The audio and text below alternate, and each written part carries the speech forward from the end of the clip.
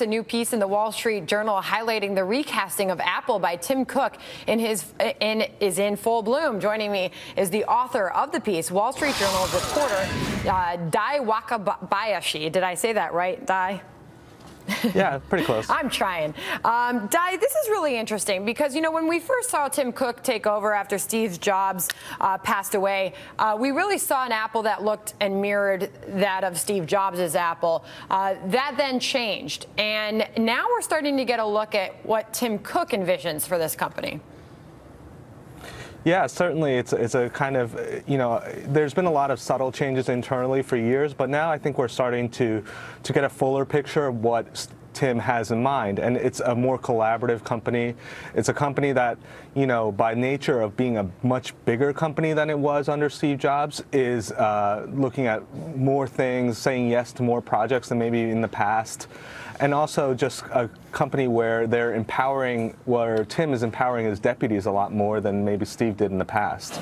Well, and you know, I guess you could also look at, you know, the product innovation. A lot of folks have argued, a lot of Wall Street analysts have argued that, you know, nothing really different or new has come down the pike from Apple, you know, and everybody's waiting for what that next big thing will be. Do you think that Tim Cook is capable of surprising the street, surprising the buyer of this technology the way Steve Jobs did? I think so. I mean, I think, you know, one thing that we tend to forget over time is it's not like Apple came out with a new thing every year, right? And so the iPhone came out in 2007, the iPad came out in 2010, and so you have, you know, these kind of gaps in between. And, you know, in a couple months, we may be looking at a smartwatch and a bigger iPhone, and these will be things that I think, you know, people will be excited about.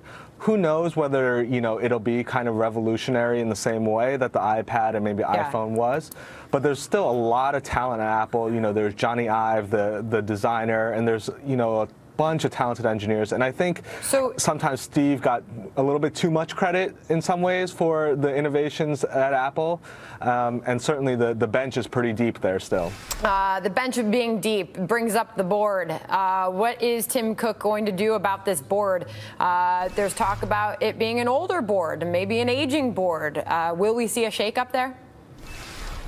You know, I think I'm not sure that we're going to see anyone get, you know, kicked off the board per se, but I think Tim is definitely, and we're reporting that, you know, Tim is looking to bring on new members and certainly looking to diversify the board. If you look at the board, you know, there isn't a whole lot of diversity on the board, and I think that's an important thing to Tim.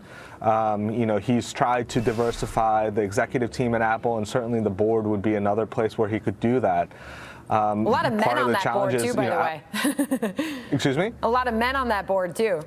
Yes, yes. And so part of the, you know, the challenge is Apple has worked really well with a small and kind of board, and a board that's been kind of very loyal to Steve Jobs. And so Tim's challenge is to find board members that are going to fit in with that kind of culture there. Hey, we thank you for your take, Dai Wakabayashi.